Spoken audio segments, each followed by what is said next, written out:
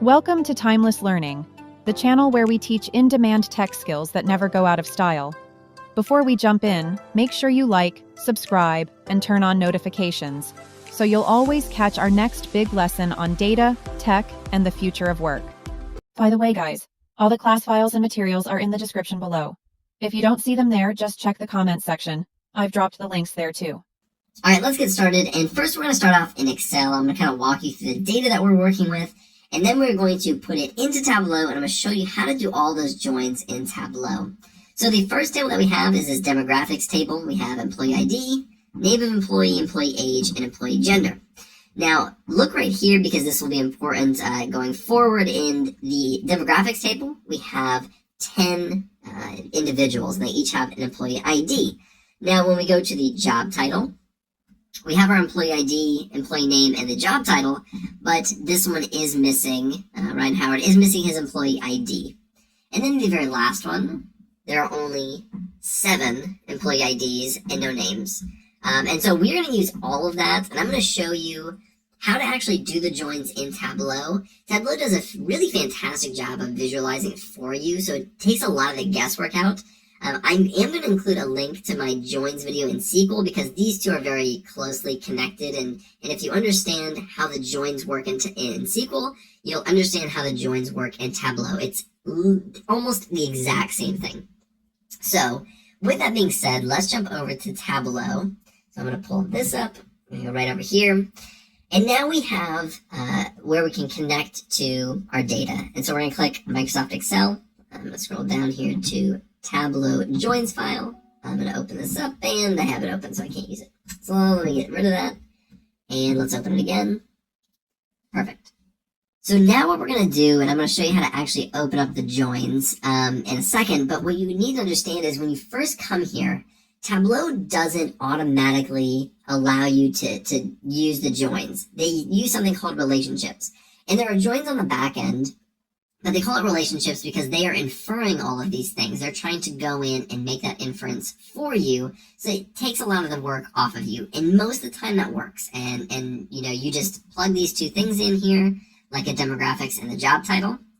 And it is going to, you know, help you build those, what they call relationships. And you can click on this and learn how the relationships differ from joins. Again, there's not a huge difference, but it's not as customizable. And you can't as easily do left joins or full joins or all these things that we're about to look at. So I'm going to take this one off. And what we're going to do to actually be able to look at the joins and choose what joins we want to use is we're going to do this drop down. We're going to click open. And so now we are in a place where we can actually create the joins.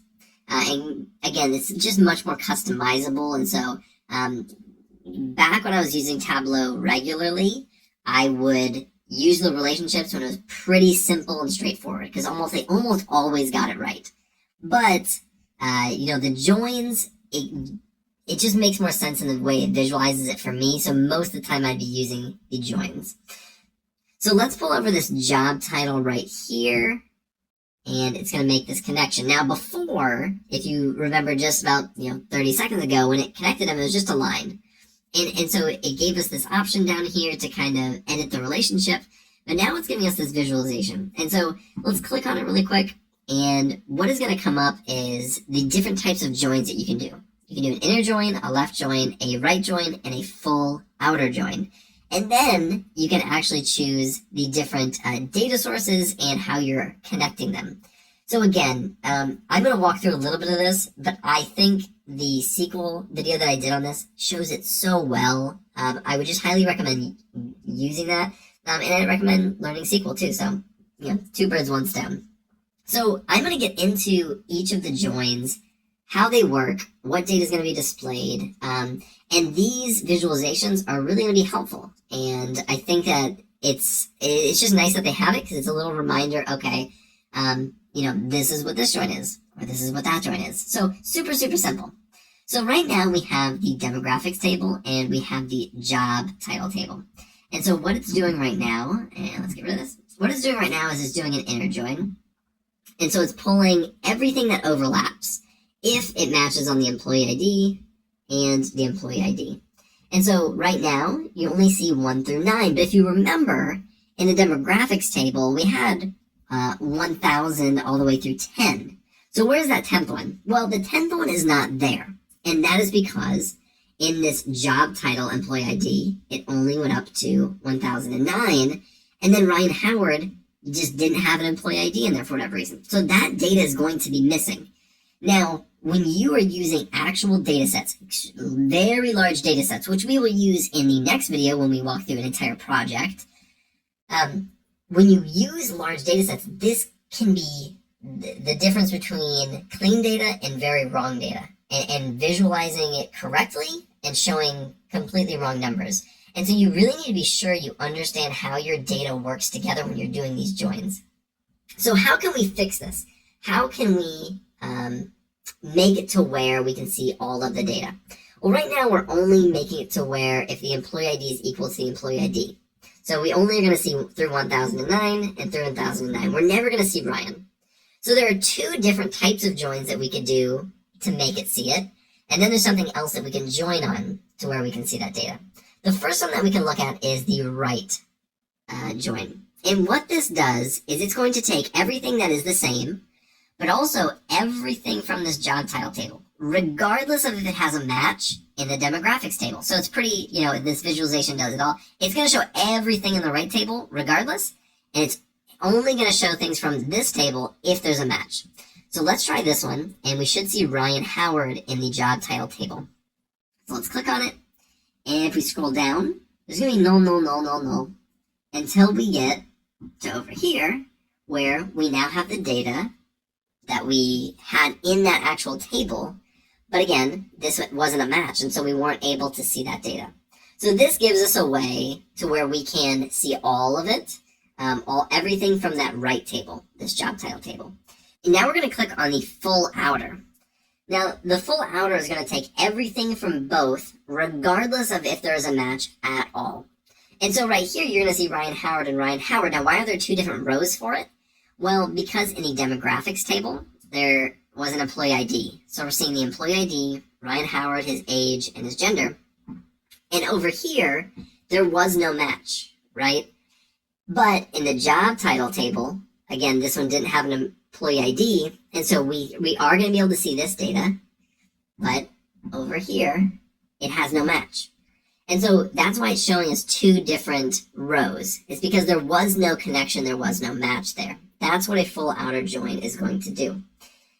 Now, just for the purposes of seeing what this one does as well, we have the left-hand table, and now we are able to see the 110 or 1010 that we didn't see before, and it's putting in nulls over here because there's no match. So that is what we have so far. Now, like I said just a second ago, there is a way that we can do this without using the employee IDs. We're allowed to use a different join clause. Now, there is the name of the employee in both of them. This one's called name of employee, and in the job title, it's called employee name. They don't have to have the same column name in order to join it. You can do whatever you want. So I'm going to get rid of this one, and now we are only tying it on the employee name. And let's do an inner join. And it should be basically everything except the only piece of data that wasn't filled in, which is that 1010 over on the job title table. And so this way was a slightly different, maybe less thought of way, because normally you do it, if there's an ID, you go on the IDs, but because we had a lack of data in one of the tables in the job title table, we decided to use a different column to join on, and now we're able to look at all the data together. So super quickly, that is an inner join, a left join, a right join, and a full outer join. And it's pretty easily visualized here. And you're able to change what you're joining on right here, but you can do multiple. So if we want to do the employee ID and the employee ID, you can do that as well. And you can keep going as many as you'd like. And right here, you can change some of these things. There aren't a lot of use cases for this, but you can absolutely do this and mess around with this as seen. I'm not going to go through it in the tutorial because, again, 95+% of the joins you're doing, you're going to want to do it to where this equals this. And if you want to get into where it doesn't equal or all these other things, which is more complicated, I think it's much better to learn that in SQL. That's my personal preference. And so, again, all in the SQL tutorial if you want to check that one out. So you're able to join on multiple things. Now, let's get rid of that one because we can actually bring in this salary one as well. And what you'll see right down here is that we have our employee ID, and this is all coming from the demographics. So employee ID, name of employer, employee age, employee gender. Then right over here, we have the job title table. So employee ID, job title, employee name, job title.